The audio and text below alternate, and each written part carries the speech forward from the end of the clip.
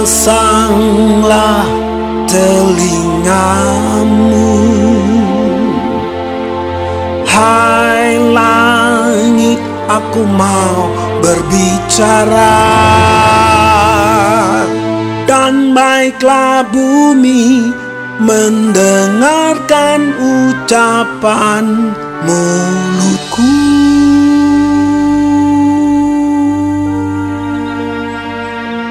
Mudah-mudahan pengajaranku menitik laksana hujan, perkataanku menetes laksana embun, laksana hujan renai ke atas tunas muda, dan laksana dirus hujan ke atas tumbuh-tumbuhan. Sebab nama Tuhan akan kuserukan. Berilah hormat kepada Allah kita. Gunung batu yang pekerjaannya sempurna, karena segala jalannya adil. Allah yang setia, dengan tiada kecurangan, adil dan benar Dia. Berlaku busuk terhadap Dia mereka yang bukan lagi anak-anaknya, yang merupakan noda, suatu angkatan yang bengkok dan belat-belit. Demikianlah engkau mengadakan pembalasan terhadap Tuhan, hai bangsa yang bebal dan tidak bijaksana.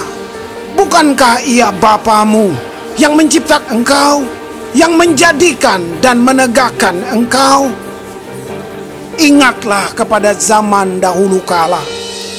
Perhatikanlah tahun-tahun keturunan yang lalu. Tanyakanlah kepada ayahmu, maka ia memberitahukannya kepadamu. Kepada para tua-tuamu, maka mereka mengatakannya kepadamu. Ketika Sang Maha Tinggi membagi-bagikan milik pusaka kepada bangsa-bangsa, ketika Ia memisah-misah anak-anak manusia, maka Ia menetapkan wilayah bangsa-bangsa menurut bilangan anak-anak Israel.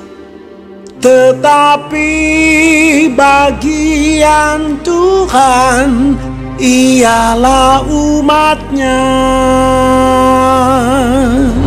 Yakub ialah milik yang ditetapkan baginya. Didapatinya dia di suatu negeri, di padang gurun, di tengah-tengah ketandusan dan auman padang belantara. Dikelilinginya dia dan diawasinya, dijaganya sebagai biji matanya. Laksana Raja Wali menggoyang bangkitkan isi sarangnya, melayang-layang di atas anak-anaknya, mengembangkan sayapnya, menampung seekor dan mendukungnya di atas kepaknya. Demikianlah Tuhan sendiri menuntun dia, dan tidak ada Allah asing menyertai dia.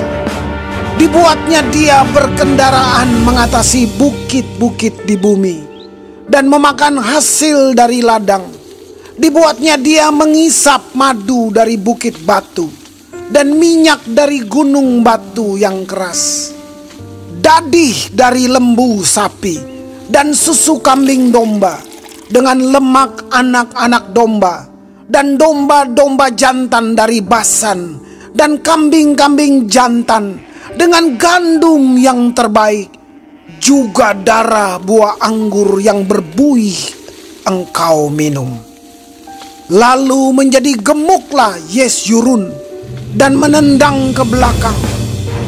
Bertambah gemuk engkau, gendut dan tambun, dan ia meninggalkan Allah yang telah menjadikan dia.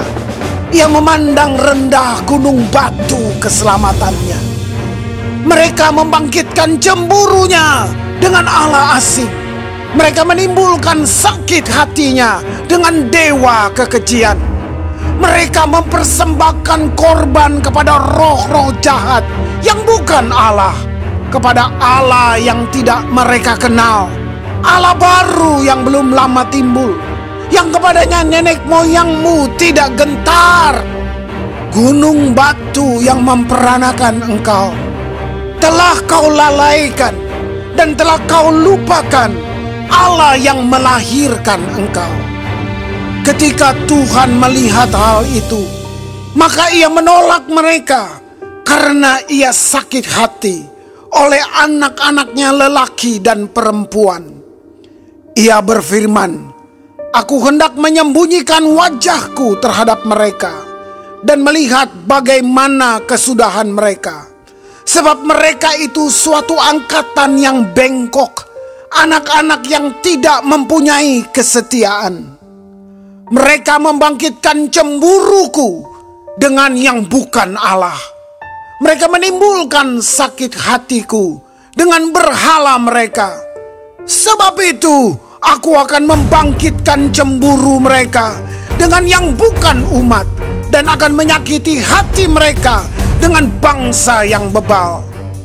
Sebab api telah dinyalakan oleh murkaku, dan bernyala-nyala sampai ke bagian dunia orang mati yang paling bawah. Api itu memakan bumi dengan hasilnya dan menghanguskan dasar gunung-gunung. Aku akan menimbun malapetaka ke atas mereka.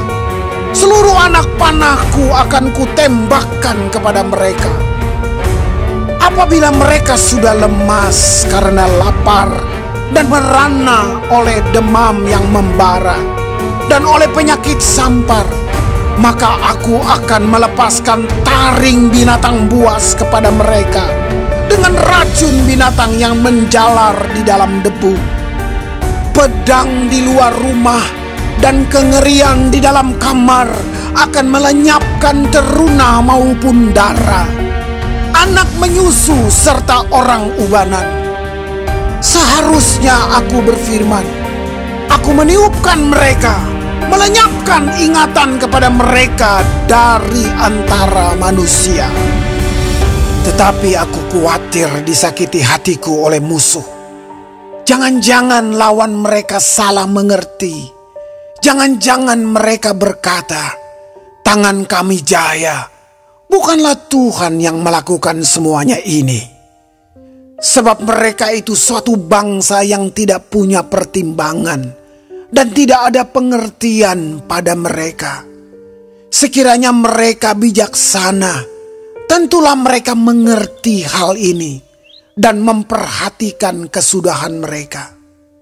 Bagaimana mungkin satu orang dapat mengejar 1.000 orang, dan 2 orang dapat membuat lari 10.000 orang, kalau tidak gunung batu mereka telah menjual mereka, dan Tuhan telah menyerahkan mereka.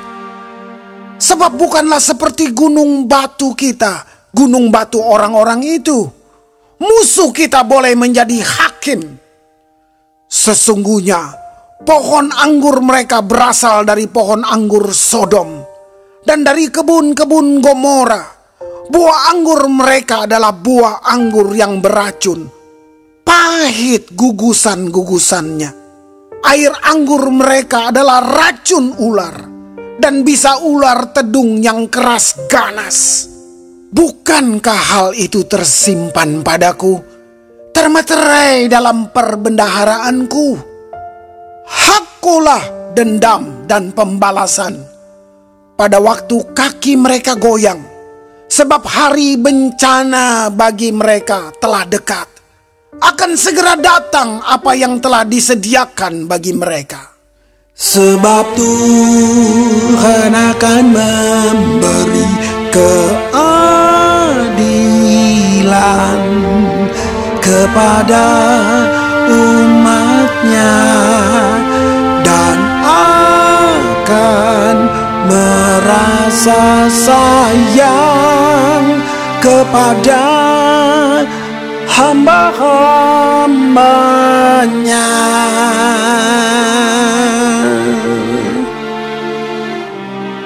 Apabila dilihatnya bahwa kekuatan mereka sudah lenyap, dan baik hamba maupun orang merdeka sudah tiada.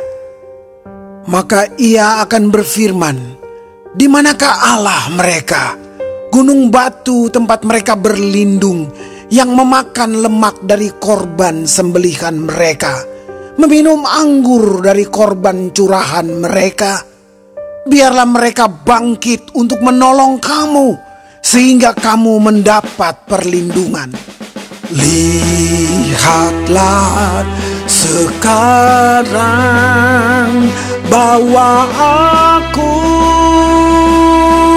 akulah Dia, tidak ada Allah kecuali Aku.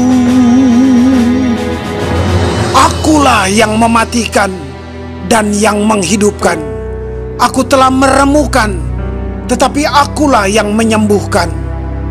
Dan seorang pun tidak ada yang dapat melepaskan dari tanganku.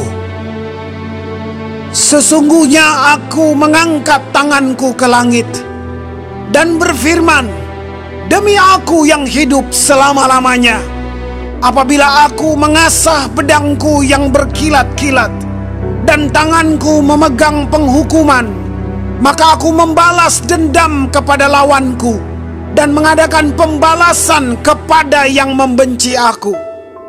Aku akan memabukkan anak panahku dengan darah, dan pedangku akan memakan daging, darah orang-orang yang mati tertikam dan orang-orang yang tertawan, dari kepala-kepala musuh yang berambut panjang.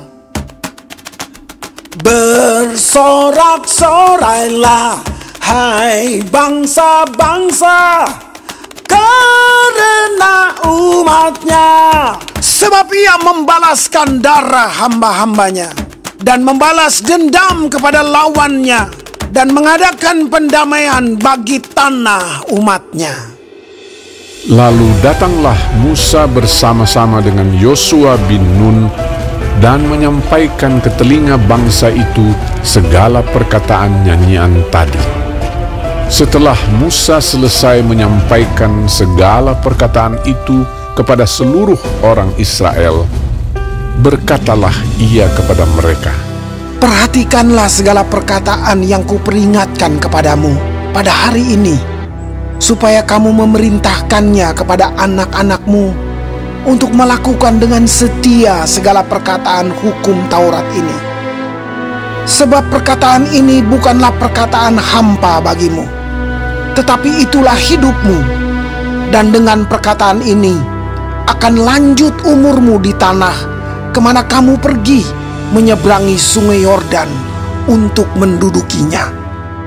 Pada hari itulah juga Tuhan berfirman kepada Musa, naiklah ke atas pegunungan Abarim, ke atas gunung Nebo yang di tanah Moab, di tentangan Yeriko, dan pandanglah tanah Kanaan yang kuberikan kepada orang Israel menjadi miliknya.